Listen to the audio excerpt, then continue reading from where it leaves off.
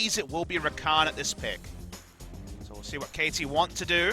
Could prize away the Skarner as well, the best available of the junglers. But are you worried about blank Skarner? Your first thought is no. So see what KT decide. Well, Score is going to think about it for quite some time, and the Swain is actually looked at here. Remember, game number 1, it was a Zia Swain that SKT found their victory on, and it looked great after that team fight that they were able to turn around. So I don't want to see that one again, as Rakan snapped up very quickly there by Wolf.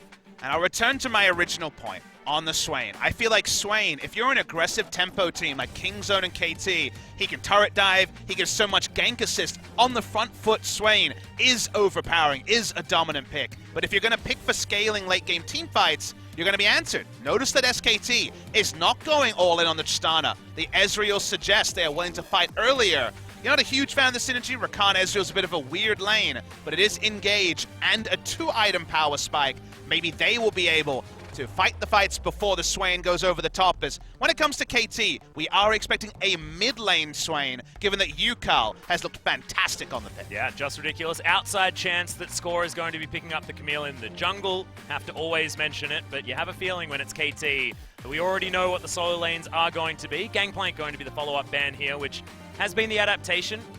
And they have two choices. They can either blind the Thresh as the first pick on red side, or they can counter-pick support. So I'd actually like to see SKT ban away the Thresh to stop there being a very safe blind pickable.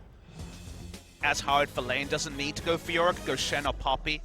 Just to go the Poppy route. Poppy very strong into the Camille. Yeah, that's why we see it in this particular game. Let's see what Blank decides. He does not want to return to Jarvan 4 games in a row. Seems to be the first indication, and he will go the Kha'Zix. That will have the skirmishing advantage. But Blank's pathing has let him down. A return to the Kha'Zix here needs to be a return to form for SKT. Yeah, and he's got to change his footing completely moving into this one as well, as Shen support would be the option, theoretically, unless we're going Camille support, which we have seen before, but not on this patch. Shen is going to be locked in. So here they go for Shen support, which hasn't been a big pick for Mata, because it's Rakan. Obviously, Rakan's lane phase isn't anything to write home about. They can go for whatever they want, and they go for playmaking in other lanes on the Shen. Now, they do not have a crazy 2v2, and I would give a slight lead to Ezreal Rakan, but it's very hard to evaluate. Both of them are on the weaker ends. As Ezreal gets the first level 2, he probably does control the wave. Interesting to see the return of the Shen. Not a big pick in Korea. It's a bit more insurance for both the top lane and the Gragas, though, because Kha'Zix's all about damage calculation, jumping at the right time, and the Shen stand united might stuff an early engage, and if Kha'Zix falls behind, feast or famine. We know about Kha'Zix on welfare. It's not a victory very often. No, it is not a great time, and Blank is going to have to turn around its performance almost entirely here. Needs to be the about face for the jungler of SKT. Whether he can do it is still up in the air, but top lane going to be a different story. Now the tank is in the hands of Tal, and how is he going to handle it on this side of the matchup as opposed to what was happening in the game prior? His Poppy looks really good when his reintroduction into the team, and it's a good matchup for the Poppy. Swain in the hands of Yukal for the first time in the series. There's still going to be about mid-game power spikes on both sides this time. No one's looking full late game. That means the fireworks, they could come earlier, Atlas. They could come really early, and remember, this is the counter matchup from Game 2 for Yukal in the mid lane, and we'll have to track how well he does, because it was a bad time for Faker in that game, but guys never move on to Faker. The flash isn't going to land. He gets the slows, actually the doubles. Does he know the flash damage? To follow. Yukal wants to find the Force Lightning, but doesn't get their last auto attack. Will find the kill, but it's traded immediately, and kills onto Blank is good news. Now fighting on the bottom side as Ignite comes down deft. He's flashed after. Wolf needs one auto. No, he doesn't. The Ignite finishes him off, and the 2v2 kill goes to SKT. Pretty stuff in the mid lane. Gets the 1-for-1, but the bot lane, the calculation there. Trying to play up when you have the Shen support. Doesn't matter if he has double summoner. Still Shen in lane. SKT get their first 2v2 lead in a while in this series. For the Ezreal and his 2-item spike, that's happy news. Yeah, absolute disaster here for Deft as well, because Bang heading towards a Sheen tier pickup, which just really he will always have a barrel that he can throw at people and make their day frustrating. Okay, Vision of Empire actually going to zone Faker out of the way as Yukal. This is going to get real dangerous. Stand United has come down though, as there's the Emperor's Divide. Fantastic flash. Means that Blank can't do anything, and Tal finds the ultimate. Yukal, he's still alive. He's just walking it out. The buckler comes up at the right time, but he sacrificed himself. And there it is. It's going to be the sweep to pick it up for Smeb. He joins in the party. It's 3 for 3. The game is so close right now. It's 2 for 1, but Faker didn't factor in the ultimate there from the Shen, and that was the difference to stop them getting the early kill. And then Poppy basically had to give up her entire health bar to spare the blushes. You watch the replay, when Blank comes in, your first thought is, this is the good moment. But the Shen ultimate when you're on low health into the healing is a massive turnaround onto the side of KT. He flashes away, and while Tal eventually gets the kill, he gives up his entire health bar to do 200 health worth of damage to the Swain. Yeah. He's just dead, and that's going to mean that Smeb's going to have a much better time towards the top side as well. Deft seems to be feeling okay down here as the Essence Reaver. So Bang would have liked a little bit more of that money. And now Faker looking for the Emperor's Divide, not actually finding it here just yet. There we go. There's now Yukal. He hasn't actually popped the ult just yet. A score makes his way in, head onto the tower, and the Force Lightning grabs the kill onto the Kha'Zix. Way too squishy, and Score just knows where to be. It's 3 games in a row that his positioning and his pathing has undone every good moment from Blank. And I'm sure Blank didn't want to be in this scenario, playing Kha'Zix, going against his natural style in the elimination. The blue buff is just going to try and chase them away. Yukal, he's set up, but Faker is just going to get zoned out by the Swain, and now, yep, see you later, Wolf. No cooldown for Wolf. Had to use his flash earlier for the all-in. And that was actually meaningful now, isn't it? And that's what it's all about. Timings from KT have been better than the timings from SKT. In the last 3 games, they've been able to take advantage of pathing. Once again, going to be engaged on. Flashes out of the way as Blank. He's going to get stunned up. Oh my god, Smeb. Just playing like a beast. Picks it up. 1 versus 2. The answer not quite there as Tal is at least able to survive, but it's still a 1 for 1. It was almost a 1v2. Holy crap, Smeb. His outplays on this champion, on the Camille, has been such a big highlight. Reading Untara like a book. Last time out, this time it's Tal, but that was excellent work from him. Yeah, it's like if you've got an SKT jersey, Smeb seems to know what's going on. Of course, not necessarily the case on the gangplank. Oh, looking for it. They do find Faker there as Wolf gets himself in. Faker managing to deal with this fight quite nicely, but there's the Ignite ticking down. Yukal flashes over. The Demonic Ascension just eating through the health totals of Blank. Wolf also not in the greatest position, but there's the stun that never moved, the pullback, and the Lightning takes down the bug. 3 for 0 on the side of KT. 2 for 0, I should say. Well, they walk up to the Baron. Tal is very healthy. Seeing the teleport out here coming through from Yukal.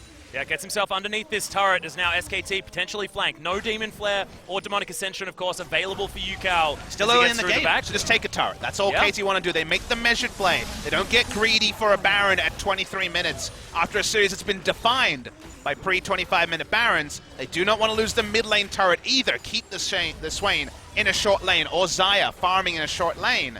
KT back away. It's just 2 kills, but the extra turret, it's the icing on the cake for KT. Yeah, creeping up to about a 3,000 gold lead.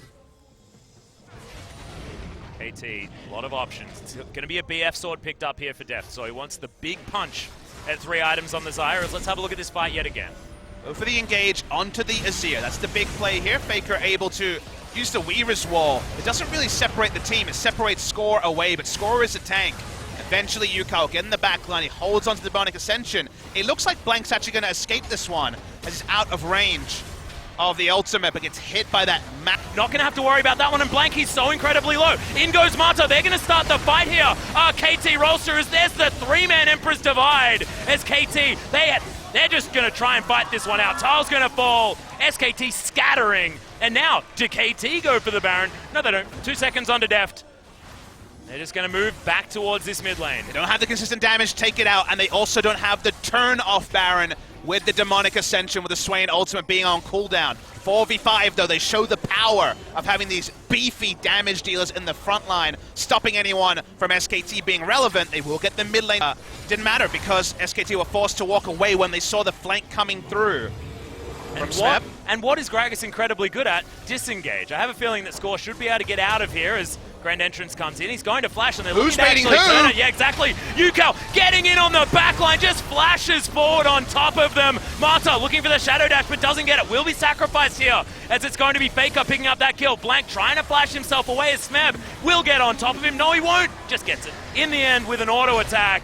There's now SKT getting hunted. Yukal doesn't have Demonic Ascension anymore. KT possibly biting off more than they can chew. as it's 3 versus 4. Low health bars, though, of SKT mean they don't want to chase. Smeb gets himself out, and they've got the Baron onto 5. Actually, really messy stuff from K. Pretty fantastic. His caster minion is going to be banned up. It's picked up by Mata. Definitely wants to try and find some more as they're going for the 1v1.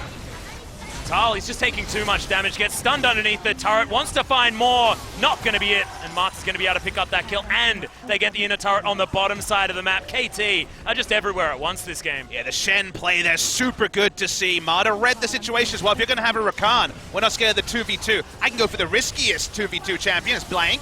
Yeah, gets into the backline, but doesn't really do anything. Grand Entrance comes down onto Yukal. He's immediately dispatched. This could be the opportunity, but Blank, no. He's just way too squishy and deft. Grabs that kill. Meanwhile, Smeb, he's deciding to win the game, and SKT are just going to get pulled around the map. Double cannon minions, and Faker wants to try and get on top of him. Smeb should be able to create the distance that he needs, as there's the Emperor's Divide, and Smeb not quite able to get the one done, but my god, Wolf just takes too much, and Bang gets here in time. But it's all just a ruse. It's a cunning ruse from Smeb. Just buy them the inhibitor on the bottom side of the map. That's what happens when you have that Camille on the top side. If you spend any time with her, able to get objectives on the bottom side of the map. What is Wolf? He can't face check that. Does have the Grand Entrance to get himself out as Blank. He's in there as well, as that's the wrong direction for the Blast Cone. As Smeb, he's going to get ulted, but it's not enough there from Mata. Probably just a waste, as the ultimate comes out from Tal as well to get rid of the rest of KT. Just a mistake from the top laner of KT Rolster. Yeah, big blooper from Smeb. He used the blasting plant, I guess maybe as an attack move, and ended up looking very sheepish for it. He got the preparation for the big burst, then got cleanses it, gets out of the way, but there's the Emperor's Divide to save it here from Faker. Mata gets himself over the top, and Deft grabs that kill, immediately followed by Wolf, as now Hextech Ultimatum Demon Flare slaughters SKT. Only Poppy alive. The last man standing. This might be the moment. This might be SKT missing out on MSI for the first time in history. Yeah, they've got a minion wave coming towards the top side. Tal is just being corralled by Mata, who's on this Shen, standing in front of him, stopping the Poppy going home, and KT Rolster, they've done it! It's the 3-1 victory in the Telecom War of the playoffs, and they're heading to round 2. KT Rolster eliminate SK Telecom T1 at their lowest position in the history of the LCK. Since we started this league format in 2015, the worst SKT had ever made was the semifinals when KT knocked them out.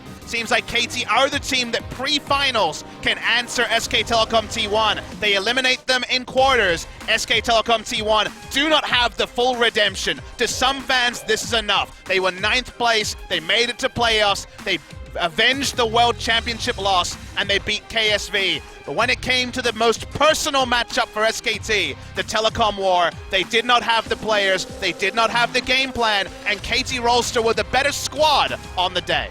Yeah, you can see some low faces here from SKT, but KT Rolster, it feels like redemption at every turn up against SKT. It doesn't matter. It's still a long road for them here in this gauntlet.